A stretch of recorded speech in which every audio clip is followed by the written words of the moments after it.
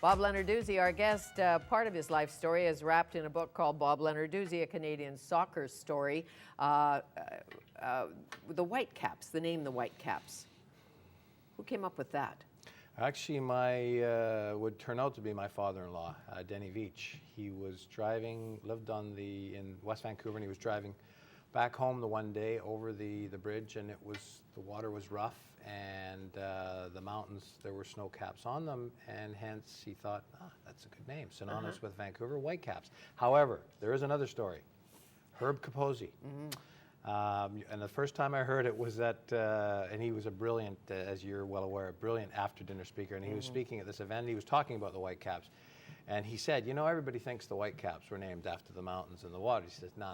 He says, these white teeth, the Whitecaps. Yeah, and he had good teeth. Oh, he had great teeth. God rest his soul. Yes. He passed away this weekend, as you probably know, and there are so many Herb stories. Yes, there are. I can't imagine. I might have to fly up for the funeral if it's in in Kelowna. Because he cut a swath. Yes. That man, and yes. He owned He was the owner. Actually, it right? was him and Denny that started up. They came from the Lions, and Denny was the GM, and Herb was the president at the time. And the thing about Herb was he was a salesman, but not in the more I would say.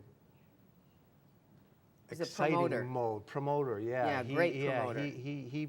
He was able to do it in a way that it didn't sound like you were being sold something. He was telling you something, and it was unbelievable. And the thing with Herb too was that if he was in a room, you knew he was in a room. The guy had an unbelievable presence, good-looking guy, and very charismatic, and was able to entertain people wherever he was. You bet. I sat with him many times at these dinners we all went to in those days, and they'd ask Herb to say a few words, and he'd write like 2 words on a napkin, away he went. And get up and out-entertain the entertainer. Yeah, he would, for sure. He was very, very good at it, no doubt.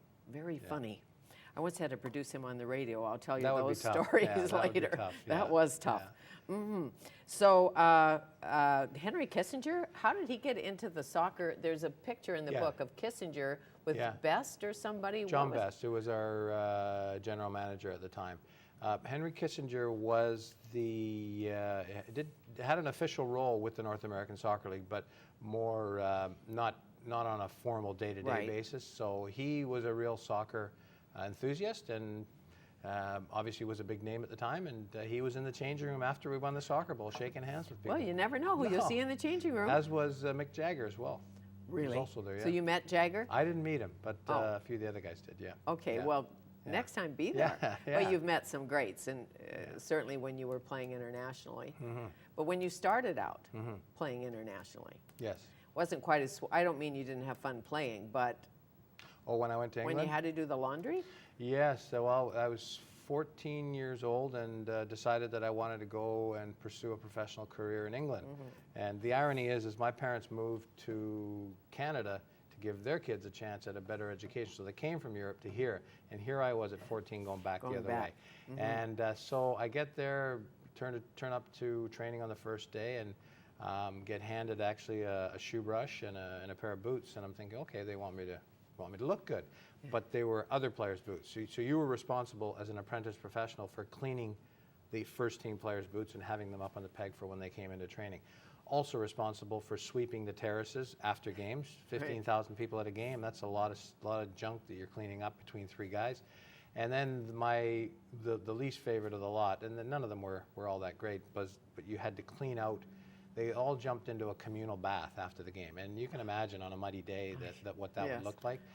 And I never did get in the bath. There was one shower, and I used to get hammered for actually just not wanting to get in that communal bath. So there were some pretty nasty jobs that they asked you to do. Sure, it ain't all glory. No, it isn't. But that's actually what they said. They said, this is character building. We want to see what you're all about. I think it was cheap labor, actually. I think you're right. And anybody, all the full ride scholarship boys who went down to the States and on scholarship, they had to do laundry. Yeah. It was just part of it. Yeah, it is part of it. That's a different kind of laundry, though. I think they probably didn't have to do too much of it. Gear. That's right. Yeah. So today. Yes. What's going on? What's going on? There's a renaissance taking place. The Whitecaps. You're good. I actually thought. Channeling Kaposi, are you? There you go, yeah.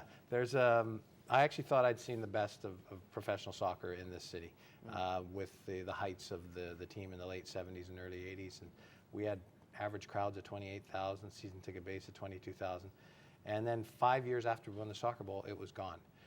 So I have carried on and stayed involved in the sport, but never as the game got to that level.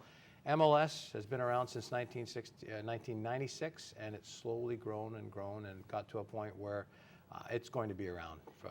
It's not going away, and there's a real firm base and a foundation there. So I'm the president of the Whitecaps, and we had a not-so-good year on the field last year. We finished bottom of the league.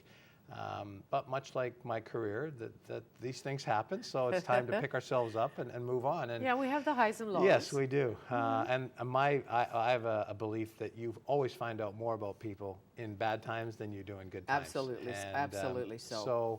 But from the perspective of our club, we averaged over 20,000 people a game, third highest in the league.